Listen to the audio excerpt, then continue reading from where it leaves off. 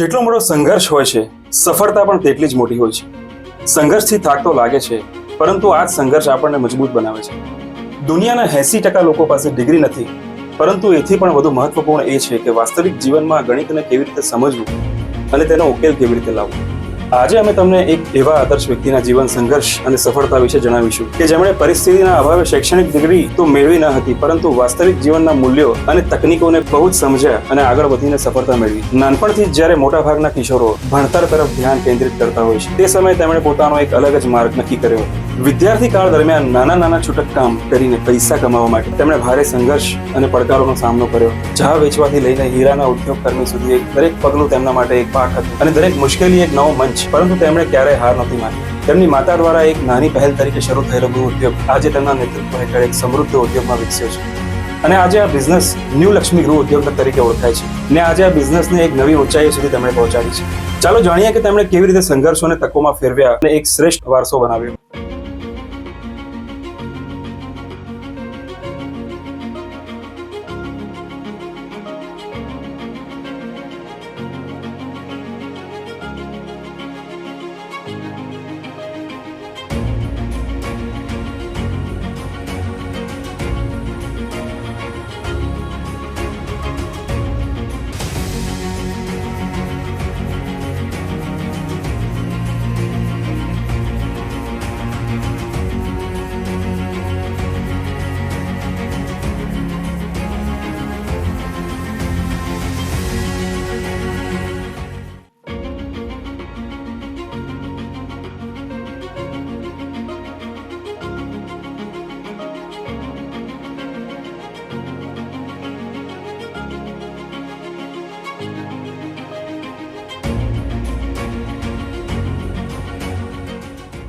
Startup સ્ટોરીઝના આજના નવા એપિસોડમાં આપ સૌનું હાર્દિક સ્વાગત છે. આપણી સાથે જોડાયા છે શ્રી શૈલેષભાઈ રાણા, કે જેઓ ન્યૂ લક્ષ્મી ગૃહ ઉદ્યોગના ઓનર છે.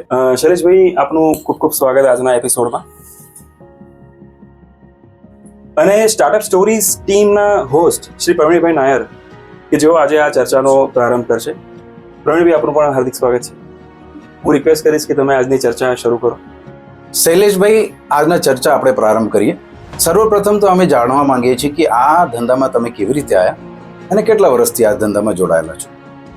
પણ આ ધંધો અમારો સર્વપ્રથમ 1998માં માતૃશ્રી તેમજ અમારા નાના બ્રધર તેમણે જાતે મહેનત કરીને સ્ટાર્ટઅપ કરેલ. ત્યારબાદ ધંધાનો બહોળો વિકાસ કરવા માટે તેમજ ધંધો ઘણો ડેવલપ કરવા માટે 2001થી અમો આ ધંધામાં જોડાયેલ. શૈલેષભાઈ, આપનો જે મસાલાનો ધંધો છે એના વિશે અમારા દર્શક મિત્રોને થોડુંક વધારે માહિતી આપશો? અમે અમારા ન્યૂ લક્ષ્મી ગૃહ ઉદ્યોગમાં રાઈદાળ, મેથી કુરિયા, દાણા કુરિયા તેમજ સ્પાઇસીસમાં અમે કોરિન્ડન પાવડર છે, ટર્મરિક પાવડર છે, ફેનુગ્રીક પાવડર છે, તેમજ ક્વોન્ટિટીમાં અચાર મસાલા બનાવીએ છીએ, એક્સપોર્ટ પણ કરીએ છીએ અને ડોમેસ્ટિક માર્કેટમાં સપ્લાય પણ હાલ આપીએ છીએ. શૈલેષભાઈ, આપના બિઝનેસ માટે કયા પ્રકારના ડોક્યુમેન્ટ્સ અને લાયસન્સની જરૂર પડે છે?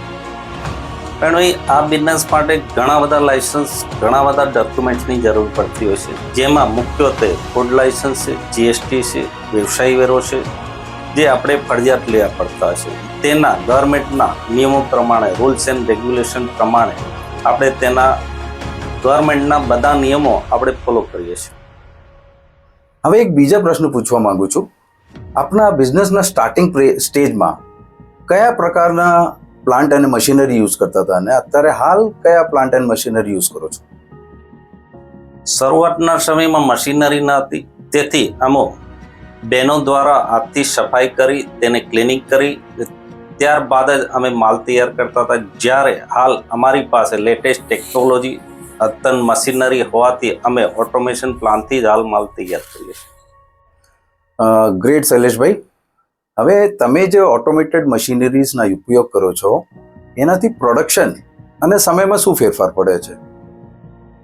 શરૂઆતના સમયમાં અમે જ્યારે મેન્યુઅલી કરતા હતા ત્યારે અમે 4 થી 5 ટનનું પ્રોડક્શન હતું, જેની સામે હાલ અમે ઓટોમેશન કર્યા બાદ અમારું પ્રોડક્શન 6 થી 10 ટનનું થયેલ છે, જેની સામે અમારી કોસ્ટિંગ પણ ઘણી ઘટી ગઈ છે.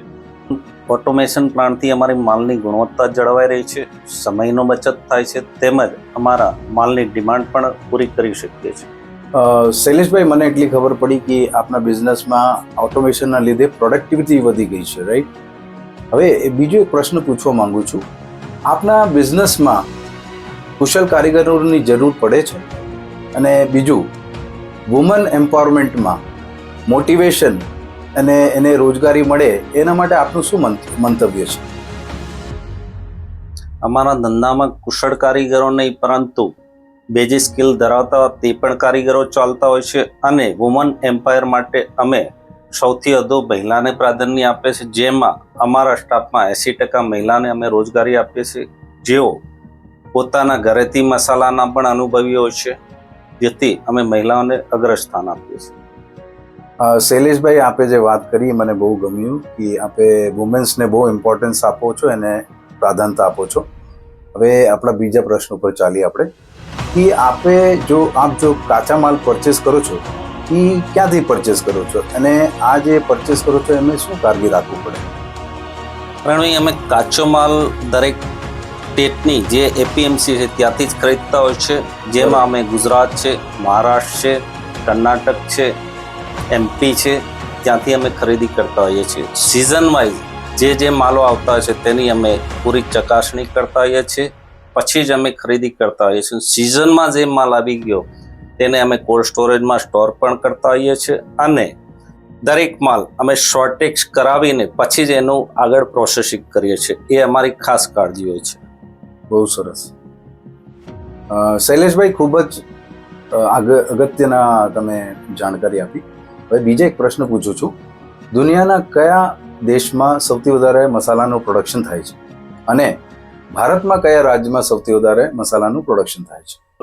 દુનિયામાં સૌથી વધુ મસાલાનું ઉત્પાદન ભારત દેશ કરે છે, અને તેમાં પણ સાઉથમાં કેરલા, તમિલનાડુ, જે ભારતમાં સૌથી અગ્રેસર છે પ્રોડક્શનમાં. શૈલેષભાઈ, ભારતમાં મસાલા ઇન્ડસ્ટ્રીનું બજાર એટલે માર્કેટ વેલ્યુ કેટલી હશે અંદાજિત? તેમજ બ્રાન્ડ અને નોન બ્રાન્ડનું રેશિયો કેટલો હશે? ભારતમાં મસાલા માર્કેટની વેલ્યુ 2025 સુધી 18 બિલિયન સુધી પહોંચવાની શક્યતા છે. માર્કેટમાં મસાલાનો રેશિયો નોન બ્રાન્ડેડ 65% અને બ્રાન્ડેડ 35%નો રેશિયો છે. શૈલેષભાઈ, આપ આ ઇન્ડસ્ટ્રીમાં ઘણા વર્ષથી જોડાયેલા છો, તો હું એક પ્રશ્ન પૂછવા માંગુ કે ભારતમાં કયા મસાલાના ડિમાન્ડ સૌથી વધારે છે? પ્રણય, હું તમને માહિતી આપીશ કે ભારતની અંદર અત્યારે આપણે સ્પાઇસીસ મસાલાઓની ખૂબ ડિમાન્ડ છે. હવે ધીમે ધીમે રેડી ટુ ઇન્સ્ટન્ટ મસાલા પણ આવી રહ્યા છે, જે રેડી ટુ કુક માટે મહિલાઓને ખાસ જરૂરી હોવાથી તેની પણ ડિમાન્ડો વધી રહી છે.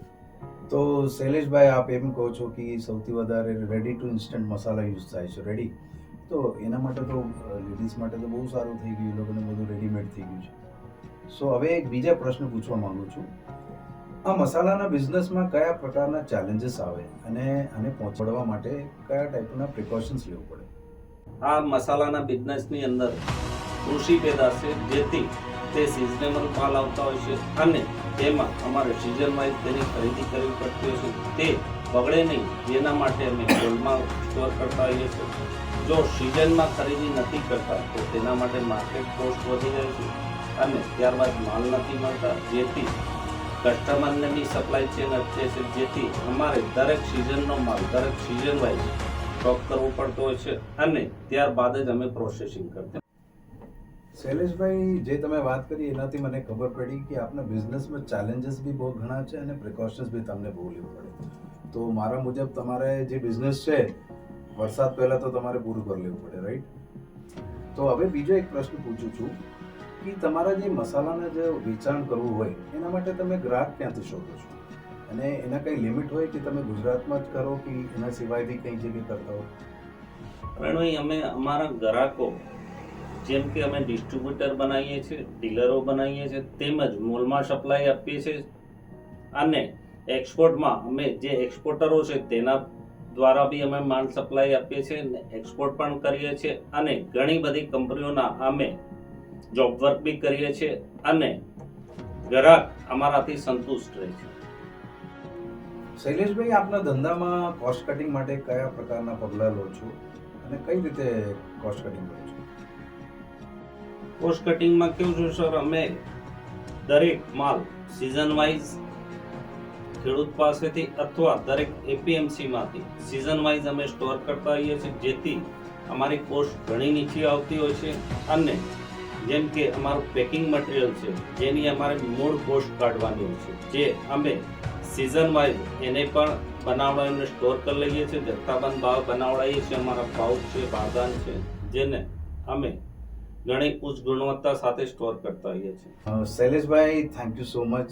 તમે તમારા કિંમતી સમય કાઢીને અમારા સ્ટાર્ટઅપ સ્ટોરીઝના ઇન્ટરવ્યૂ માટેનો ટાઈમ આપ્યો અને મને પૂરો ભરોસો છે કે અમારા દર્શક મિત્રોને તમારા સ્પાઇસીસ ઇન્ડસ્ટ્રી બાબતમાં ઘણું બધું માહિતી મળી હશે. હવે રવિભાઈ પારેખ, જે અમારા સ્ટાર્ટઅપ સ્ટોરીઝના કો હોસ્ટ છે, એમને હું પૂછું છું કે તમારે કાંઈ પ્રશ્ન શૈલેષભાઈને પૂછવું હોય તો હું અમને વેલકમ કરું છું. રવિભાઈ. ખૂબ ખૂબ આભાર પ્રવીણભાઈ. શૈલેષભાઈ, આજે તમે ખૂબ જ સરસ માહિતી આપી અમારા દર્શકોને. હવે હું છેલ્લો એક પ્રશ્ન પૂછવા માંગીશ કે તમે શૂન્યથી શરૂ કરીને સફળતાના શિખર સુધીનો પ્રવાસ કર્યો છે, તો તમારી દ્રષ્ટિએ સફળતાનો ગુરુમંત્ર શું હોઈ શકે? કોઈ પણ ધંધો રાતોરાત સફળ થતો નથી. જેના માટે કઠોર પરિશ્રમ અને સમય આપવો પડતો હોય છે. ધંધામાં સફળતા મેળવવા માટે ટીમવર્કની પણ ઘણી જરૂર હોય છે. અંતે હું એટલું કહીશ કે જે થઈ ગયું એના વિશે બહુ વિચારવું નહીં. જે મળ્યું છે તેને ગુમાવવું નહીં. સફળતા એને જ મળે છે જે સમય અને મુશ્કેલીથી ડરતા નથી. આ હતા ન્યૂ લક્ષ્મી ગૃહ ઉદ્યોગના ઓનર શ્રી શૈલેષભાઈ રાણા, કે જેમની ઝંખના છે આકાશને આંબવાની, અને તેમનું માનવું છે કે સાચી સફળતા મેળવવા માટે સંઘર્ષો અને મુશ્કેલીઓનો સામનો તો દરેક વ્યક્તિએ કરવો જ પડે છે. હું રવિ પારેખ અને અમારા કો-હોસ્ટ પ્રવીણભાઈ નાયર સાથે આજના અમારા મહેમાન શૈલેષભાઈ રાણા પાસેથી એમના સંઘર્ષ અને બિઝનેસ વિશે ઘણું જાણવા મળ્યું. આવી જ બીજી સામાન્ય માણસોની સંઘર્ષ અને સફળતાની કહાની માટે અમારી ચેનલ સ્ટાર્ટઅપ સ્ટોરી સાથે જોડાયેલા રહો. આજના એપિસોડમાં બસ આટલું જ. ત્યાં સુધી રજા આપશો. જય હિન્દ, જય ભારત.